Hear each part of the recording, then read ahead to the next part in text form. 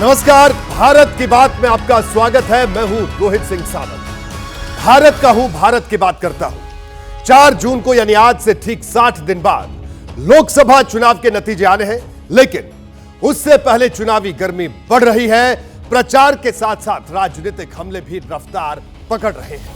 प्रधानमंत्री मोदी ने आज राजस्थान के चुरू से चुनाव प्रचार को धार दी और कांग्रेस का जिक्र होते ही राम राम कह दिया। पीएम मोदी के राम राम वाले इस मैसेज के पीछे दूर का संदेश है। आपको इसकी पूरी डिटेल दिखाएंगे। आज बात मीसा भारती और रोहिणी आचार्य की भी होगी, जो अपने पिता लालू प्रसाद यादव के लिए बिहार में साग की लड़ाई लड़ रही हैं। साथ ही बात होगी महबूबा मुफ्ती की, जो कश्मीर घाटी में राजनीति में वैसे तो वो बड़ा नाम है, लेकिन इंडिया अलायंस में उनके लिए कोई चांस दिखाई नहीं दे रहा। आपको इसकी वजह भी बताऊंगा, लेकिन सबसे पहले बात आम आदमी पार्टी की शराब घोटाले में, जिसके करीब करीब सारे बड़े नेता जेल में हैं। संजय सिंह खुद 2 दिन पहले ही जमानत पर रिहा हुए हैं और आज उन्होंने बीजेपी पर बहुत बड़ा इल्जाम लगा दिया। संजय सिंह ने कहा कि शराब घोटाला आम आदमी पार्टी ने नहीं, बीजेपी ने किया है। संजय सिंह ने इस आरोप की बुनियाद क्या है, इस इल्जाम में कितनी सियासत और कितनी सच्चाई है, इन सारे सवालों के जवाब देखिए इस खास रिपोर्ट में।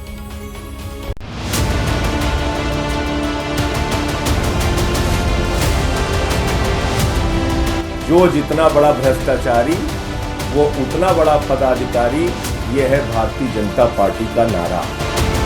सीता रेड्डी, शरद रेड्डी पे बोल रहे हैं, अरे तुम लोगों ने तो ट्रेनिंग दी है झूठ बोलने की, और ये आप नहीं है, ये पाप है। एक तो दिल्ली को लूटा, ऊपर से 26 करोड़ अपने शराब घोटाले का केस लड़ने के लिए खजाने से दे दिया। सुप्रीम कोर्ट से बेल मिलने के बाद संजय सिंह ने पहली प्रेस कॉन्फ्रेंस की और इसमें शराब घोटाले पर आरोपों का नया चैप्टर खोल दिया। आप सांसद ने बीजेपी पर अरविंद केजरीवाल को फंसाने की साजिश रचने का आरोप लगाया। संजय टीडीपी नेता मगुंटा एस रेड्डी की 2 तस्वीरों के साथ सामने आए और दावा किया कि शराब घोटाला बीजेपी ने किया था और इसमें पार्टी के आला नेता शामिल थे। मगुंटा रेड्डी सांसद पर रेड होती है 16 सितंबर 2022 को और 10 फरवरी तक लगातार उसको कहा जाता है बयान दो, बयान दो, बयान दो केजरीवाल के खिलाफ। वो बयान नहीं देता तो 10 फरवरी को उसके बेटे राघव मगुंटा को गिरफ्तार कर लिया जाता है। 5 महीने के प्रताड़ना के बाद अरविंद केजरीवाल के खिलाफ बयान देता है। संजय सिंह ने जिस मगुंटा रेड्डी का नाम लेकर बीजेपी पर घोटाले का आरोप लगाया है, वो पहले वाईएसआर कांग्रेस में थे। 2019 में मगुंटा ने आंध्र के ओंगोल लोकसभा क्षेत्र से चुनाव जीता था। 16 मार्च को मगुंटा टीडीपी में शामिल हो गए और अब टीडीपी की तरफ से ओंगोल सीट से एनडीए के उम्मीदवार हैं। संजय सिंह का आरोप है कि बीजेपी सरकार की दबाव की वजह से मगुंटा ने केजरीवाल का नाम लिया। एक आदमी जिसको खुद ईडी कह रही है ये शराब का घोटालेबाज है, उसका क्या रिश्ता है भारत के प्रधानमंत्री के साथ? वो टीडीपी से चुनाव लड़ रहा है और भारत के प्रधानमंत्री की तस्वीर लगाकर जनता से वोट मांग रहा है। केजरीवाल की पार्टी के इन आरोपों पर बीजेपी भड़क गई। संजय सिंह पर जवाबी सवाल दाग दिया। आरोपी को डिस्चार्ज नहीं किया है न्यायालय ने। यह अभी भी एक आरोपी है, जैसे कट्टर बेईमान अरविंद केजरीवाल, कट्टर बेईमान मनीष सिसोदिया, वैसे यह भी कट्टर बेईमान आरोपी है। साफ है कि शराब घोटाले के मुद्दे पर दोनों दलों की तरफ से एक दूसरे पर अभी कई चार्जशीट जारी होने वाली है। दरअसल आम आदमी पार्टी के लिए यह वक्त साख के संकट का है, इसलिए वो दामन साफ दिखाने की पूरी कोशिश कर रही है। इसके लिए ही आपने बीजेपी के खिलाफ नई चार्जशीट तैयार की थी, लेकिन बीजेपी ने आर पार की पिच पर गुगली दाग दी। पार्टी के प्रवक्ता गौरव भाटिया ने बार बार पूछा कि आखिर एक आरोपी दूसरे आरोपी को क्लीन चिट कैसे दे सकता है, वो भी तब जबकि वो खुद 6 महीने जेल में रहने के बाद बेल पर बाहर आया है। यानी पूरा मामला इस वक्त परसेप्शन का है और जुबानी जंग की धुरी यही है। खैर, ये तो बात हुई संजय सिंह की और आम आदमी पार्टी की। और अब बात करते हैं कांग्रेस की, जो सत्ता में आई तो अग्निवीर स्कीम खत्म कर देगी और मुस्लिमों को पर्सनल लॉ मानने और उन पर अमल की पूरी आजादी देगी। ये सारे वायदे कांग्रेस ने अपनी 25 गारंटियों वाले घोषणा पत्र में किए हैं। कांग्रेस ने पिछली बार की तरह इस बार भी घोषणा पत्र में किसानों, महिलाओं और युवाओं की बात की है, लेकिन सबसे ज्यादा हैरान कर रहा है ईवीएम पर उसका स्टैंड। ईवीएम पर हर मंच से सवाल उठाने वाली कांग्रेस अपने घोषणा पत्र में इस मुद्दे पर काफी सॉफ्ट दिखी। देखिए ये खास रिपोर्ट।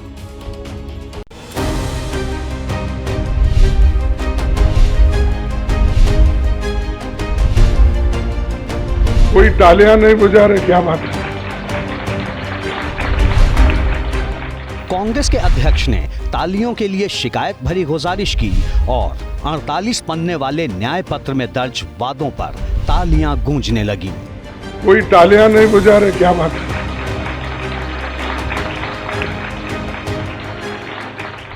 मनरेगा में भी कम से कम 400 रुपए मजदूरी दिया जाएगा।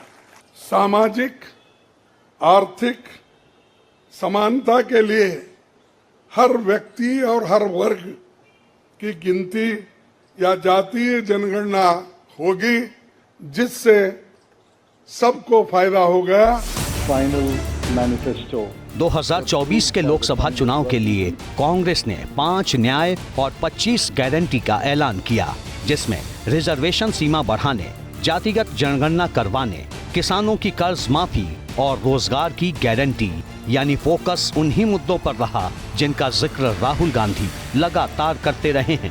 कांग्रेस का वादा है कि सत्ता में आई तो लोकसभा और विधानसभा चुनाव तय समय पर करवाएगी, यानी वन नेशन वन इलेक्शन लागू नहीं करेगी। मतदान ईवीएम के जरिए होंगे, लेकिन वीवीपैट की पर्ची से मिलान किया जाएगा। ये मामला सुप्रीम कोर्ट में विचाराधीन है। सरकारी और सार्वजनिक क्षेत्र के संगठनों में कॉन्ट्रैक्ट की जगह नियमित भर्तियां होंगी।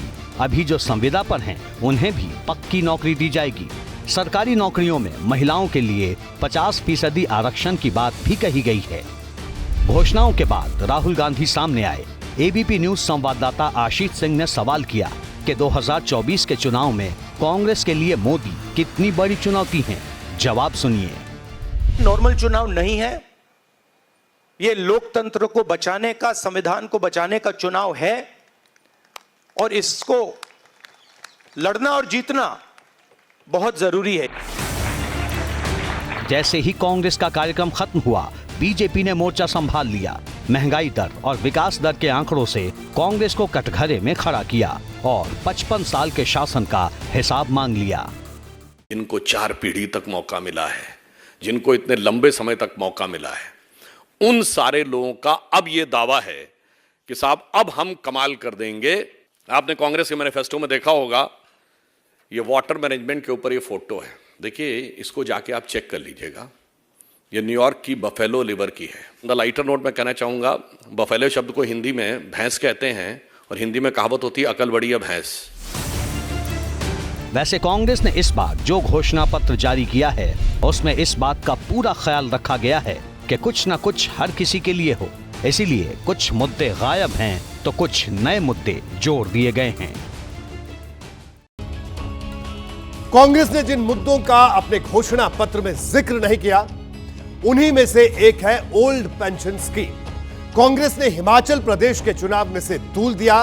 कांग्रेस की जीत में इसकी बहुत बड़ी भूमिका रही, लेकिन 2024 के घोषणा पत्र में इसका जिक्र नहीं है। इसी तरह कांग्रेस ने 2019 में मुफ्त इलाज का वायदा किया था, वो भी कांग्रेस के घोषणा पत्र से गायब है। इसी तरह कांग्रेस ने कई मुद्दों में बदलाव भी किया है, वो भी मैं आपको बता देता हूं क्या बदलाव किया गया है। अब जैसे रोजगार का मुद्दा है, कांग्रेस ने इस बार 30 लाख खाली पदों को भरने का वायदा किया है, जबकि पिछली बार यही आंकड़ा 34 लाख था। किसानों से जुड़े मुद्दे की बात करें तो इस बार कांग्रेस ने एमएसपी गारंटी कानून का वायदा किया है। पिछली बार कर्ज माफी के साथ साथ कर्ज मुक्ति की बात भी कही थी।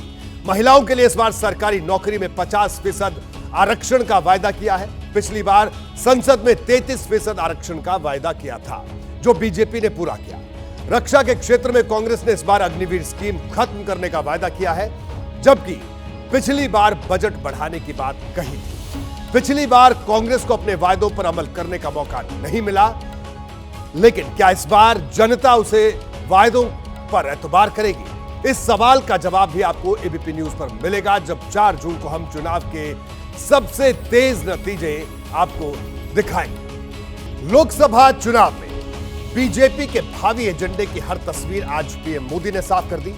राजस्थान के चुरू में पीएम ने कांग्रेस पर तीखा हमला बोला। उन्होंने कहा कि कांग्रेस को लगता है कि अगर राम का नाम लिया तो पता नहीं कब राम राम हो जाए।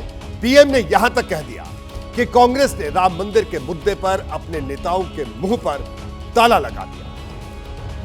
मोदी जी को जय श्री राम, मोदी जी को जय श्री राम।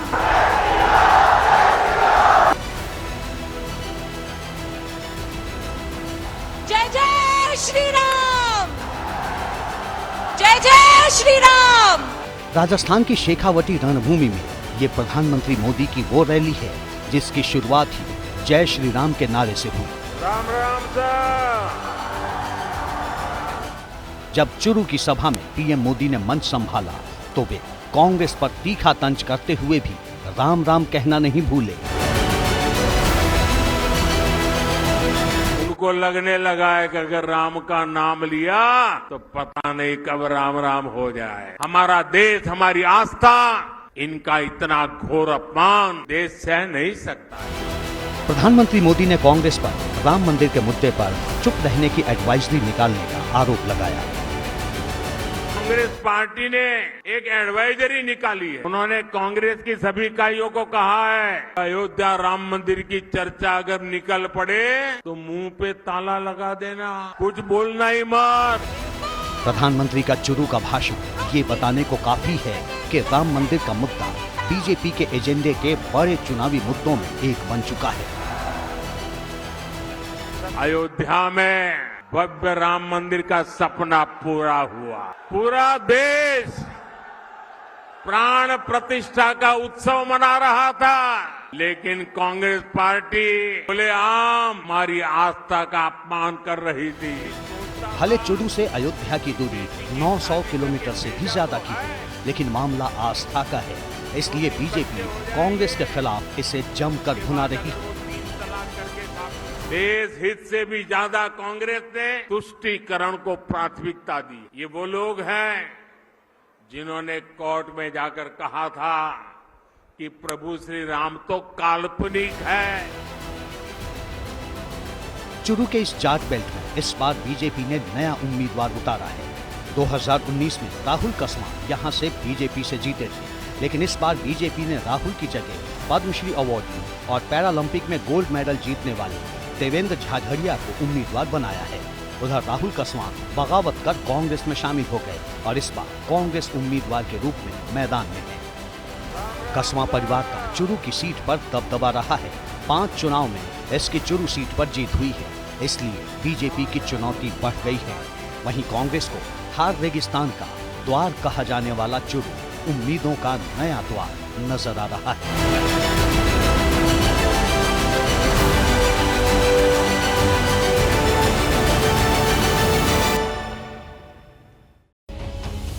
पीएम मोदी ने आज चुरू में जो कहा वो पूरे देश की चुनावी सभाओं में गूंज सकता है। राजस्थान से लेकर तमिलनाडु और पश्चिम बंगाल से लेकर आंध्र प्रदेश तक पीएम मोदी ने अब तक जितनी रैलियां की हैं उसमें राम राम या राम मंदिर या राम राज्य का जिक्र जरूर किया है। राम मंदिर के प्राण प्रतिष्ठा समारोह से कांग्रेस नेताओं का दूरी बनाना एक सियासी रणनीति का हिस्सा था, तो बीजेपी के लिए भी इस पर सवाल उठाना एक बड़ा चुनावी दांव है जो भारतीय जनता पार्टी चल भी रही है। बढ़ते आगे, लोकतंत्र में चुनाव की ताकत क्या होती है, इसका ट्रेलर कल राजस्थान की 2 सीटों से आया। बाड़मेर और उदयपुर से आई कुछ तस्वीरों ने सबको हैरान कर दिया। एक तस्वीर बाड़मेर के निर्दलीय उम्मीदवार की थी तो दूसरी उदयपुर के बीएपी पार्टी के प्रत्याशी की। दोनों के नामांकन पर जन सैलाब उमड़ा। चुनावी पंडित अब सोचने पर मजबूर हो गए हैं कि आज के दौर में युवा नेता इतनी भीड़ कैसे जुटा रहे हैं कि बड़े दलों के लिए भी पसीने छूट रहे हैं।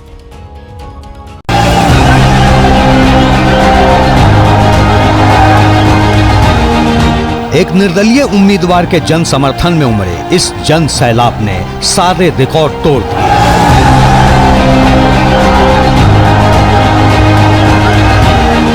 तस्वीर बाड़मेर की है। इस लोकसभा सीट से निर्दलीय उम्मीदवार के रूप में मैदान में उतरे रविंद्र सिंह भाटी ने सबको चौंका दिया है। 4 अप्रैल को भाटी की नॉमिनेशन सभा में लोग ही लोग दिखे, जहां तक देखो भीड़ ही भीड़। इसे सिर्फ भीड़ कहना कम है, दरअसल समर्थकों का समंदर नजर आ रहा था।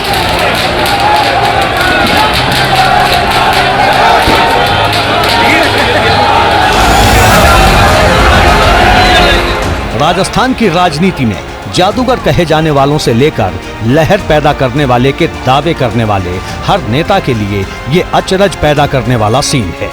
राजनीति शास्त्र के पंडितों के लिए फोकस करने वाली तस्वीर है, क्योंकि उम्मीदवार निर्दलीय है, युवा है, लेकिन कांग्रेस और बीजेपी को खुलकर ललकार रहा है। जनता पूरे तरीके में तैयार है और आने वाली 26 तारीख को वोट करे हुए चीज रो हिसाब भी है जनता कर है या पिता तुल्य बुजुर्ग कर है, युवा साथी कर है। क्या सही बात है? बोलिए। बीजेपी की तरफ से यहां से कैलाश चौधरी उम्मीदवार हैं, तो कांग्रेस से उमेद राम बेनीवाल चुनाव लड़ रहे हैं, जिनके मुकाबले रविंद्र सिंह भाटी अपना दम दिखा रहे हैं। रविंद्र सिंह भाटी की नॉमिनेशन सभा बाड़मेर के आदर्श स्टेडियम में हुई। इसमें बीजेपी और कांग्रेस के उम्मीदवार भी अपनी ताकत दिखा चुके हैं, लेकिन भाटी के समर्थन में उमड़ी भीड़ दूसरों की सभा पर भारी थी। राजस्थान से ही एक दूसरी तस्वीर भी आई। तस्वीर उदयपुर की थी। यहाँ भारत आदिवासी पार्टी के उम्मीदवार ऊंट पर चढ़कर नॉमिनेशन करने पहुंचे, साथ में थे हजारों समर्थक। भारत विकास पार्टी या बाप के उम्मीदवार प्रकाश चंद्र बुझ का आरोप है कि दूसरे दलों ने जनजातीय समाज की चिंता नहीं की, लेकिन अब वे उनकी तकलीफ दूर करेंगे। उदयपुर लोकसभा क्षेत्र में बाप के मैदान में आने से अब यहां पर मुकाबला त्रिकोणीय हो गया है। बीजेपी की तरफ से मुन्ना लाल रावत और कांग्रेस की तरफ से ताराचंद मीणा मैदान में हैं, जिनके साथ मुकाबले में अब बीएपी यानी बाप के प्रकाश चंद बुझ भी उतर आए हैं। अब देखना होगा कि कौन किस पर भारी पड़ता है।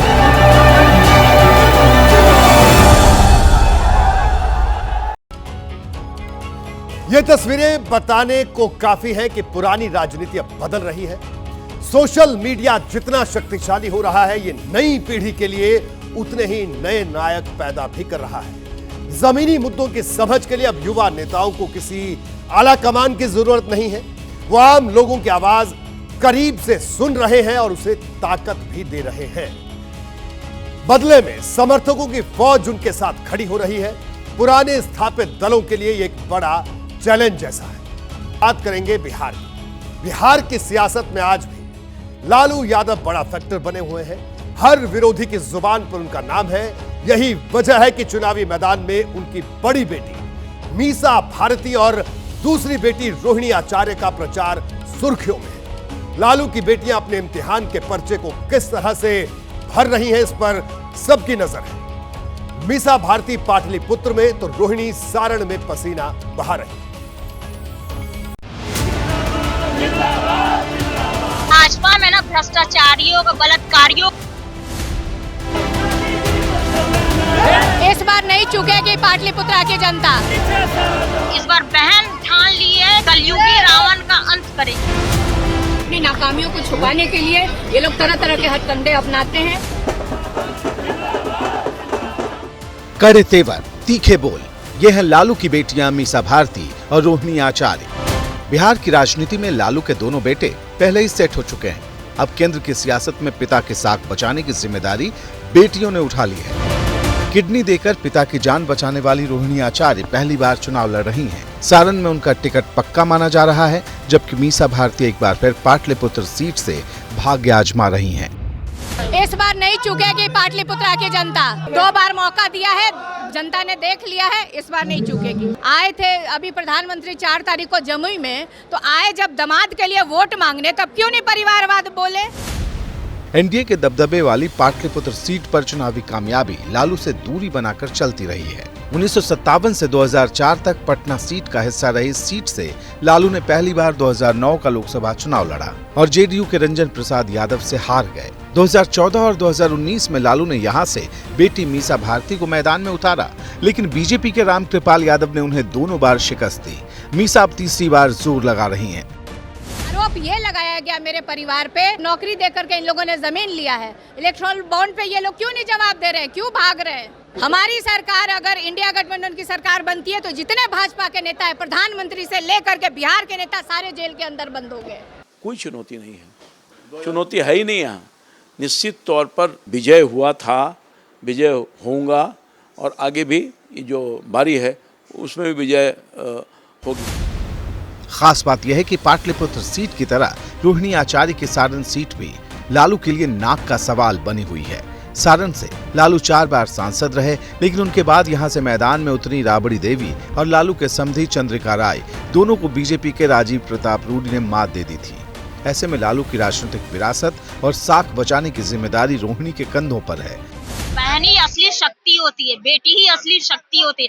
यही शक्ति उनको चुनौती दे रही है। इस बार रावण का घमंड तो टूट गया। इस बार बहन ठान ली है कि कलयुगी रावण का अंत करेगी। देश में इंडिया गठबंधन की अगुवाई भले ही कांग्रेस कर रही हो, लेकिन बिहार में अलायंस की कमान खुद लालू संभाल रहे।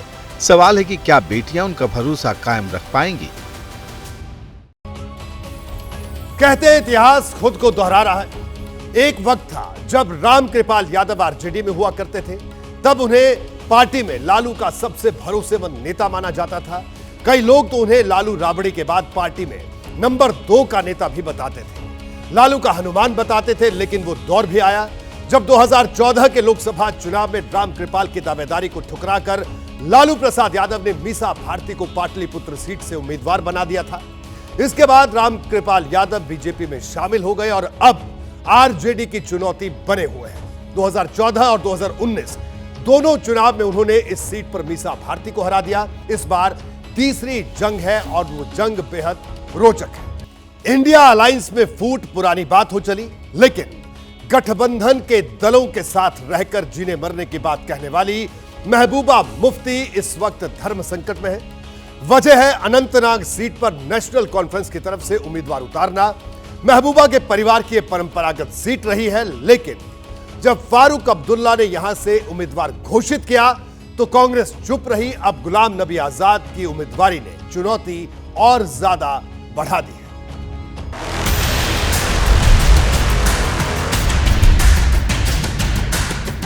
आज हम संविधान को बचाने के लिए यहाँ हैं।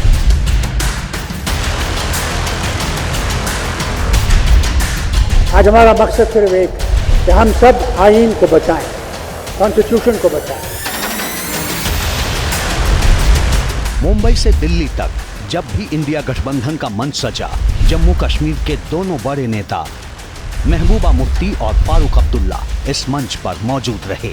लेकिन एक हकीकत ये भी है कि ये दोनों नेता कभी भी आसपास बैठे नजर नहीं आए और यही दूरी घाटी की सियासी जमीन पर भी दिखाई देने लगी है। फारूक अब्दुल्ला की नेशनल कॉन्फ्रेंस कश्मीर घाटी की तीनों सीटों पर चुनाव लड़ रही है, जबकि जम्मू और उधमपुर लोकसभा सीट गठबंधन के तहत कांग्रेस को दी गई है। अब सवाल है कि अगर सीट शेयरिंग का यही फॉर्मूला है तो इसमें पीडीपी कहां है? आखिर महबूबा मुफ्ती का क्या होगा? महबूबा मुफ्ती कश्मीर घाटी की अनंतनाग सीट से चुनाव लड़ती रही हैं। 2004, 2014 और 2019 में महबूबा यहां से मैदान में उतरी और 2004 और 2014 में चुनाव भी जीता। लेकिन कांग्रेस और फारूक अब्दुल्ला ने इसे तवज्जो नहीं दी और नेशनल कॉन्फ्रेंस ने मियां अल्ताफ अहमद को अपना उम्मीदवार घोषित कर दिया। जाहिर है ऐसे में महबूबा को अपनी राह खुद तय करनी होगी, यानी इंडिया गठबंधन जम्मू कश्मीर में भी टूट चुका है। अब सिर्फ इसके औपचारिक ऐलान का इंतजार है। ऐसे कयास हैं कि बीजेपी यहां से कोई प्रत्याशी नहीं उतारेगी, बल्कि किसी क्षेत्रीय पार्टी का समर्थन कर सकती है। इसे लेकर सबसे ज्यादा चर्चा गुलाम नबी आजाद की है, जो अनंतनाग से अपनी पार्टी डेमोक्रेटिक प्रोग्रेसिव आजाद पार्टी के बैनर तले मैदान में है। ये इलेक्शन में ये जीत किसकी होगी ये कहना बहुत मुश्किल होगा, लेकिन ये जो कंपटीशन बहुत ज्यादा होगा और इसमें अगर गुलाम नबी आजाद भी रहेंगे या महबूबा रहेगी, लेकिन महबूबा का जो अनंतनाग जो है वहां से बिलोंग करती है। अब सवाल है कि नेशनल कॉन्फ्रेंस घाटी की सीट पीडीपी के लिए क्यों नहीं छोड़ना चाहती। दरअसल घाटी में जो 3 सीटें पड़ती हैं, श्रीनगर, बारामूला और अनंतनाग, 2019 में ये तीनों सीटें नेशनल कॉन्फ्रेंस ने जीती थीं। इन सीटों पर इस बार जंग इतनी जोरदार है कि नेशनल कॉन्फ्रेंस और पीडीपी के अलावा गुलाम नबी आजाद की डीपीएपी, सज्जाद लोन की पीसी और अल्ताफ बुखारी की एपीएनआई पार्टी ने भी उम्मीदवार खड़ा करने का ऐलान कर दिया है। यानी महबूबा सबसे बड़े धर्म संकट में है।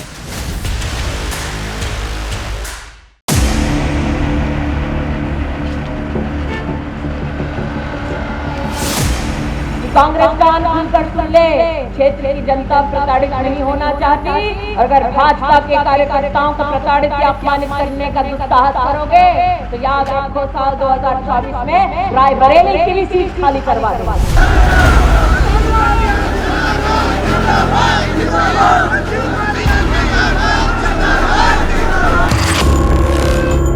जो वहाँ की अभी सांसद हैं, उनसे वो अमेठी के लोग बहुत परेशान हैं और अमेठी में उनको लगा है कि गलती हुई।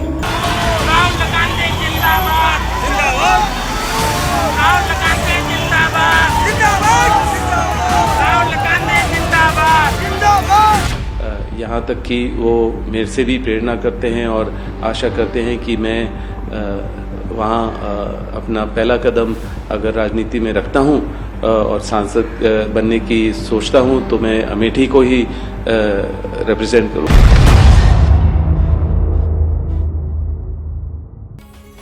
क्या सोनिया गांधी के दामाद और राहुल गांधी के जीजाजी रॉबर्ट वाड्रा अमेठी में स्मृति ईरानी के खिलाफ चुनाव लड़ने का मन बना चुके हैं? अमेठी लोकसभा की सीट दशकों से गांधी परिवार का गढ़ रही है, लेकिन स्मृति ईरानी ने राहुल गांधी को अमेठी से हराने के लिए सारी ताकत लगा दी थी और एक बार चुनाव हारने के बाद 2019 में स्मृति ईरानी अमेठी में कमल उन्होंने खिला दिया। राहुल गांधी वायनाड के वासी हो गए और अब तक तय नहीं है कि अमेठी और रायबरेली से कांग्रेस किसको मैदान में उतारने वाली है। यहां आपको यह भी बता दूं कि सोनिया रायबरेली से चुनाव नहीं लड़ेंगी। वो कल ही राज्यसभा सांसद की शपथ ले चुकी है और प्रियंका भी चुनाव नहीं लड़ना चाहती। तो क्या अमेठी से मैदान में उतरेंगे रॉबर्ट वाड्रा?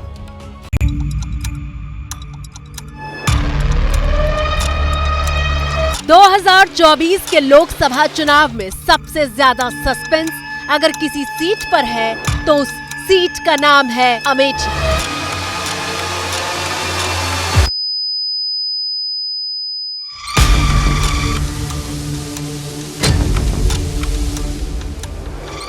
वो अमेठी जो राहुल गांधी बनाम स्मृति ईरानी के सियासी रण की सबसे बड़ी गवाह रही है। कमजोर कौन, लापता कौन, भाग रहा कौन, वायनाड कौन गया? राहुल गांधी गया। मैं तो अकेले लड़ रही हूँ, डरा कौन? वो सीट जिसे गांधी परिवार से छीनना बीजेपी ने अपना मिशन बना लिया था। जब जब अमेठी ने पुकारा तब तब अपनी दीदी को पाया। स्मृति ईरानी अमेठी की मौजूदा सांसद हैं, लेकिन अमेठी के आंगन में अचानक जीजा जी का नाम गूंजने लगा है।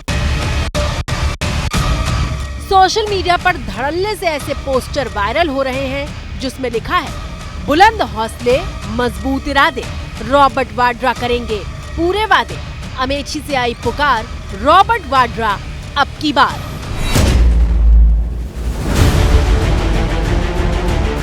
अब जरा इस दूसरे पोस्टर पर नजर डालिए। वक्त आ गया है झूठे आरोप लगाने वालों को सबक सिखाने का। वक्त आ गया है रॉबर्ट वाड्रा जी के राजनीति में आने का। हर पोस्टर एक नए नारे के साथ मौजूद है।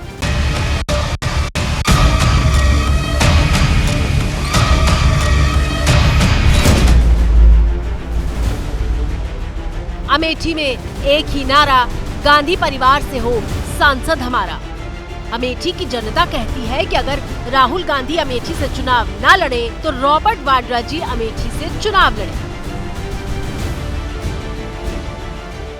रोचक बात यह है कि करीब 3-4 दिन पहले ही ऐसे पोस्टर फेसबुक से लेकर ट्विटर तक वायरल होना शुरू हुए थे और गुरुवार को जब प्रियंका गांधी के पति रॉबर्ट वाड्रा ने एबीपी न्यूज संवाददाता आशीष कुमार सिंह से बात की तो उन्होंने बिल्कुल इन्हीं पोस्टरों पर चस्पा बातों को दोहराया। जब अमेठी के लोगों को लग रहा है कि उन्होंने गलती की कि स्मृति जी को जिताया और राहुल को वहाँ से जो भी है कि कोई और कंस्टिट्यूएंसी ढूंढनी पड़ी या जो भी है, पर मुझे लग रहा है कि वो चाहते हैं कि गांधी परिवार का कोई भी सदस्य वापस आए, वहाँ वो भारी बहुमत से जिताएंगे।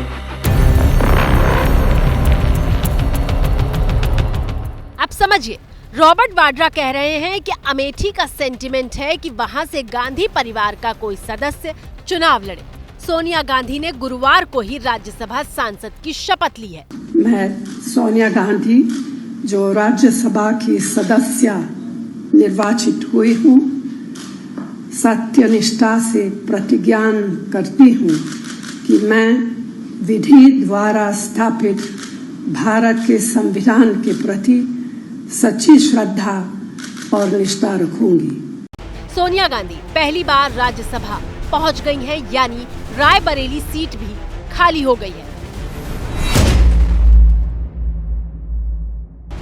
सोनिया के बाद बात करते हैं प्रियंका गांधी की, जिनके बारे में कहा जा रहा है कि वो चुनाव लड़ने की इच्छुक नहीं है। हालांकि रॉबर्ट वाड्रा ने एबीपी न्यूज से बात करते हुए ये जरूर कहा कि प्रियंका सांसद का चुनाव लड़ती तो आगे का रास्ता उनके लिए आसान होता। मैं पॉलिटिक्स में दिलचस्पी लेता हूँ, समझता हूँ, अपनी पोजीशन को समझता हूँ और मैं दूर नहीं हूँ। मेरे को लग रहा है अगर जब प्रियंका पहली कदम लेती हैं और मतलब सांसद बनती हैं तो फिर मेरे को कोई रोक नहीं होगा, और अभी भी रोक नहीं है, पर मुझे ज़रूर लगता है कि प्रियंका की पोजीशन वहाँ अभी है और उनको होना चाहिए, और उसके बाद मैं ज़रूर आऊँगा राजनीति में। लेकिन ये सब कहते हुए रॉबर्ट वाड्रा ने ये भी बता दिया कि अमेठी की जनता चाहती है कि गांधी परिवार के दामाद उनकी पारंपरिक सीट से चुनाव लड़ने मैदान में उतरे। वो तो ऑलरेडी उन्होंने मन बना लिया है कि गांधी परिवार का कोई सदस्य या मैं ही वहाँ उनको रिप्रेजेंट करूँ, पर मुझे हमेशा लगता है कि अगर मैं अपनी मेहनत से आऊँ और लोग चाहते हैं और कांग्रेस पार्टी चाहेगी और अपनी मेहनत से मैं बनूँ, ये नहीं कि क्योंकि मैं गांधी परिवार का सदस्य हूँ उसी वजह से मुझे चुना गया है या चाहते हैं। राहुल गांधी भी पूरे तामझाम के साथ वायनाड सीट से नामांकन भर चुके हैं, लेकिन वो अमेठी सीट से चुनाव लड़ेंगे या नहीं, इस पर तस्वीर अब तक साफ नहीं हुई है।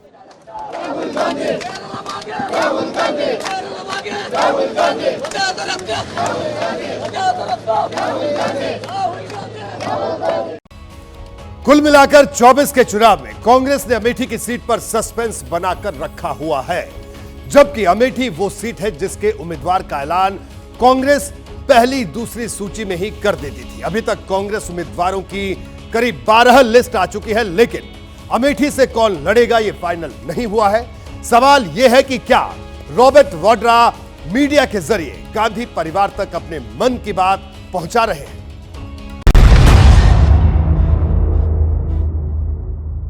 मैं इतने समय से काफ़ी लोगों से मिलता हूं और उसमें अलग अलग सांसद होते हैं दूसरी पार्टियों से, तो वहाँ से जब मैं मिलता हूं तो उनसे प्रेम से भी वो मेरे से बोलते हैं कि आप हमारी पार्टी से आ जाइए और इतना समय क्यों लगा रहे हैं, आपको हम ही आगे भारी बहुमत से जिताएंगे।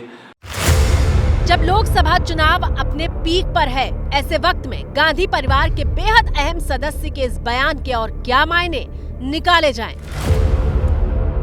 करीब 25 से 30 मिनट की बातचीत और एबीपी न्यूज से लेकर अलग अलग न्यूज एजेंसीज को दिए इंटरव्यू में रॉबर्ट वाड्रा थोड़े दबे और थोड़े से छिपे अंदाज में यही बताना चाह रहे हैं कि हाँ, वो राजनीति में आना चाहते हैं और अमेठी से ही अपनी राजनीतिक पारी की शुरुआत करना चाहते हैं। वाड्रा जी एक बहुत ही सम्मानित वो हैं, उन्होंने अपनी इच्छा जाहिर की है।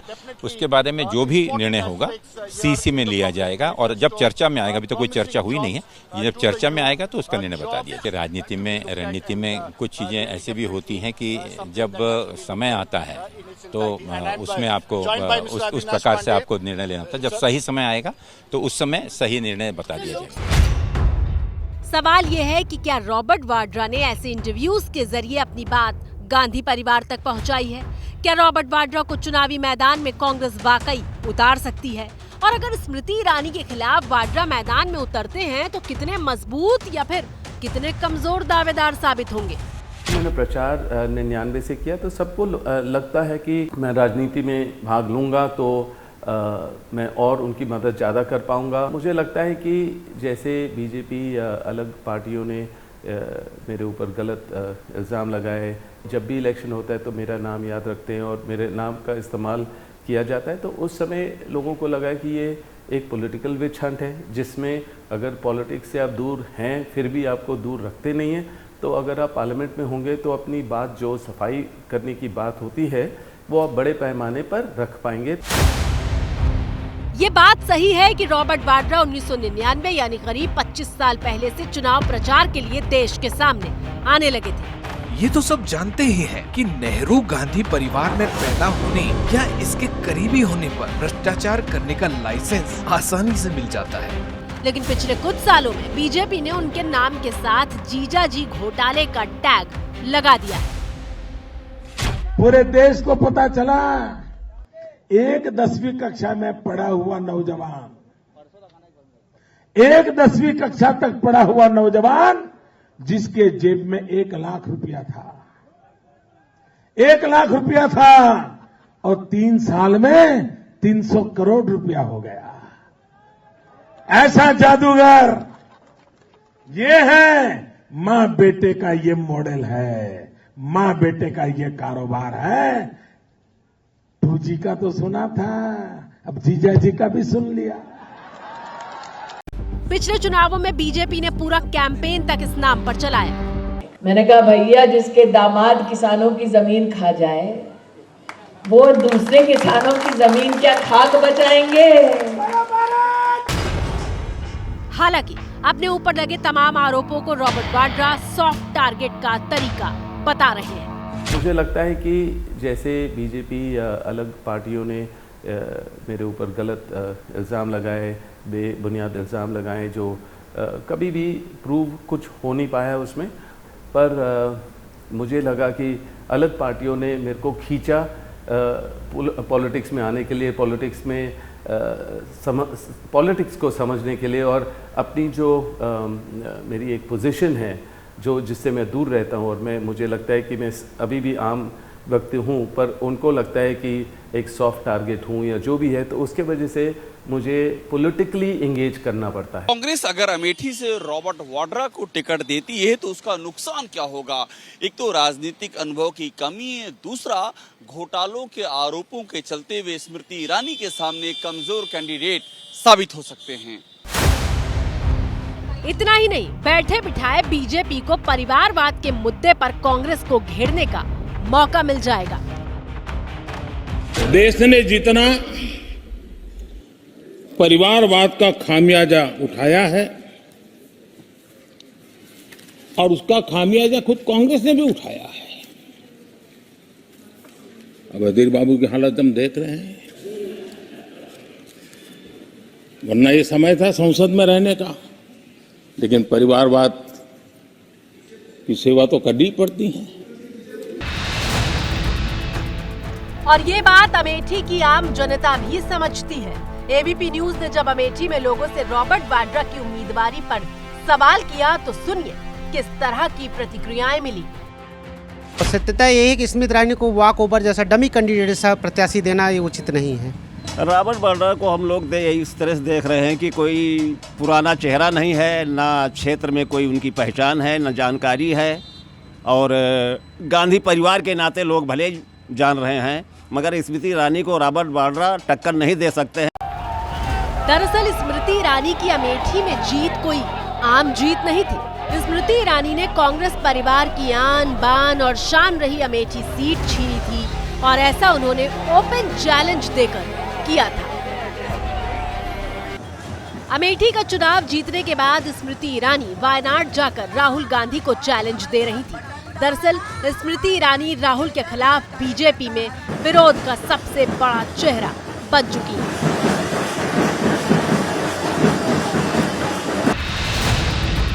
दो 2014 में पहली बार स्मृति ईरानी अमेठी में राहुल गांधी के खिलाफ चुनावी मैदान में उतरी थी। हालांकि 2014 में राहुल गांधी ने स्मृति ईरानी को 1 लाख वोटों के अंतर से हराया था, लेकिन स्मृति लौटी नहीं, वो अमेठी में ही बनी रही।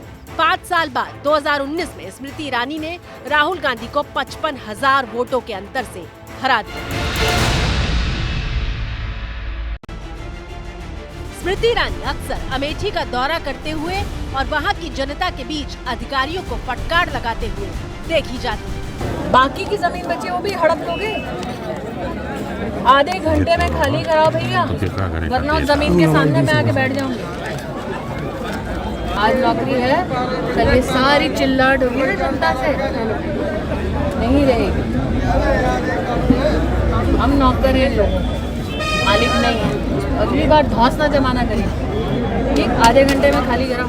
इसमें कोई शक नहीं कि मौजूदा राजनीतिक हालात और जमीनी हकीकत को देखते हुए स्मृति ईरानी काफी मजबूत दिखाई दे रही है। हालांकि कांग्रेस के राष्ट्रीय सचिव राजेश तिवारी दामाद के रिश्ते की महत्ता बताते हुए दलील दे रहे हैं कि रॉबर्ट वाड्रा अमेठी के लिए अच्छी चॉइस साबित हो सकते हैं। हिंदुस्तान में जो है वो दामाद का दर्जा तो ऊंचा ही रहता है।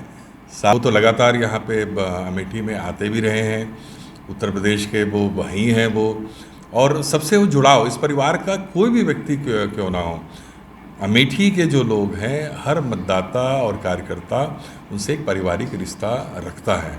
तो जो भी आएगा वो यहाँ के लोगों के अनुकूल ही होगा। वो कहते हैं ना कि दूध का जला छाछ भी फूंक फूंक कर पीता है। शायद यही हाल कांग्रेस का भी है, जो जानती है कि अगर गांधी परिवार का कोई सदस्य इस बार अमेठी से हारता है तो उसका मैसेज कितना बड़ा और कितनी दूर तक जाएगा, और इसीलिए अब तक वहां उम्मीदवार का ऐलान नहीं हो पा रहा है और रॉबर्ट वाड्रा शायद आपदा में अवसर की तलाश कर रहे हैं। तो मेरे साथ भारत की बात में आज इतना ही, दीजिए इजाजत, नमस्कार।